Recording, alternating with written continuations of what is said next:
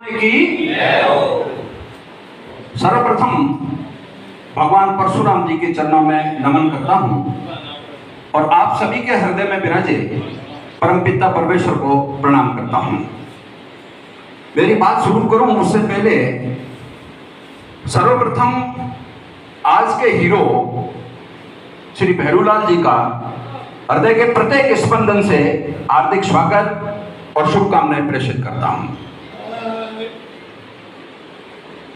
Block Dhorimanna के अध्यक्ष महोदय, कोषाध्यक्ष महोदय, नवयुग मंडल के अध्यक्ष महोदय, मंच पर आसीन समस्त महानुभाव और मेरे सामने विराजे समाज के सशक्त हस्ताक्षर और हमारे अभिभावकों को मैं प्रणाम करता हूं।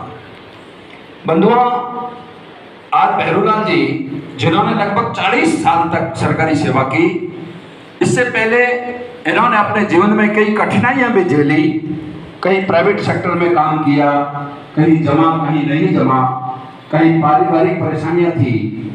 उससे संघर्ष करते हुए इन्होंने एक रास्ता बनाया और 40 साल की राजकीय सेवा बिना किसी विघ्न के राजी खुशी से सेवानिवृत्त होना अपने आप में मैं मानता हूं बहुत बड़ी बात है। और आपने अपनी सहजता, सरलता, नम्रता, विनम्रता और एक सशक्त रूप से अडिग रहकर जो सेवा प्रदान की है, मैं इनके उज्जवल भविष्य की मंगल कामना करता हूं और भगवान परशुराम जी से निवेदन करता हूं कि आप सतायु हो और आप स्वस्थ रहें, ऐसी मेरी मंगल कामना है। अब मैं निवेदन करना चाहता हूं कि बाबूलाल जी ने एक बात कही कि समाज भवन को निर्माण जो हुआ है, इसके लिए जिन भामाशाहों ने अपनी सेवाएं प्रदान की है और जो एक एक पत्थर लगा है ईंट का, उसमें एक पत्थर भैरूलाल जी ने और जोड़ा है। एक भवन निर्माण में कमरे की घोषणा की है। भामाशाह के रूप में आपने ये बहुत सशक्त कार्य किया है, एक मजबूत कार्य किया है और एक प्रेरणा का कार्य किया है। भैरूलाल जी व्यक्ति नहीं है, मैं भैरूलाल जी को व्यक्ति नहीं मानता, ये व्यक्तित्व है।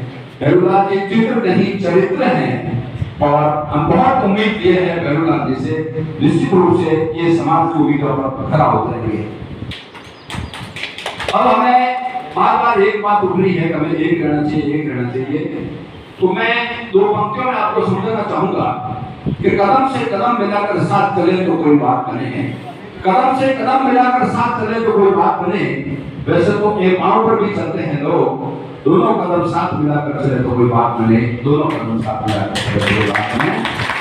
ये भवन विशाल वट वृक्ष का रूप ले चुका है और मेरा तो मन ये कह रहा है कि धोरीमन्ना को ब्लॉक स्तर न कह के बाड़मेर के समकक्ष यदि कहा जाए तो भी कोई अतिशयोक्ति नहीं है। यह मैं हृदय से आपको निवेदन करना चाह रहा हूं।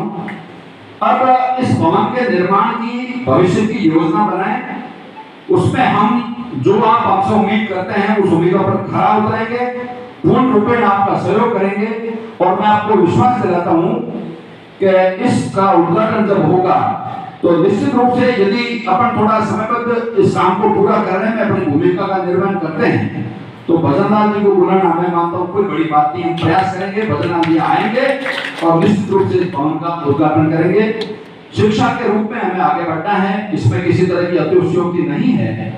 और एक निवेदन और करना चाहता हूँ कि समाज की तरफ से उन बालिक बालिकाओं को जिनके पिताजी इस दुनिया में नहीं है और वो पहली से 11वीं तक पढ़ रहे हैं, उसके लिए हमने एक योजना बनाई है कि प्रत्येक परिवार को 6,000 रुपए मासिक हम छात्रवृत्ति दे रहे हैं। वार्षिक 6,000 रुपए प्रति वर्ष एक छात्रवृत्ति प्रदान कर रहे हैं।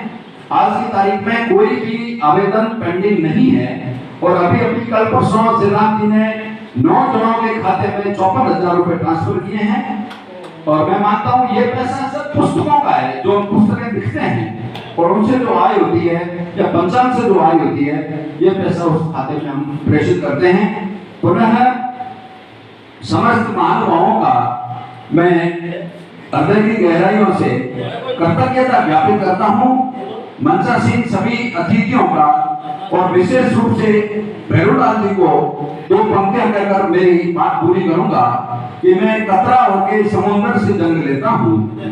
भैरूलाल जी के समान में दो पंक्तियां निवेदन करना चाहूंगा कि मैं कतरा होके समुद्र से जंग लेता हूँ, मुझे बढ़ाना आपकी जिम्मेवारी है और दुआ करो कि सलामत रहे ये जिंदगानी। एक चिराग कई आंधियों पर भारी है, एक चिराग कई आंधियों पर भारी है। बहुत बहुत धन्यवाद, बहुत बहुत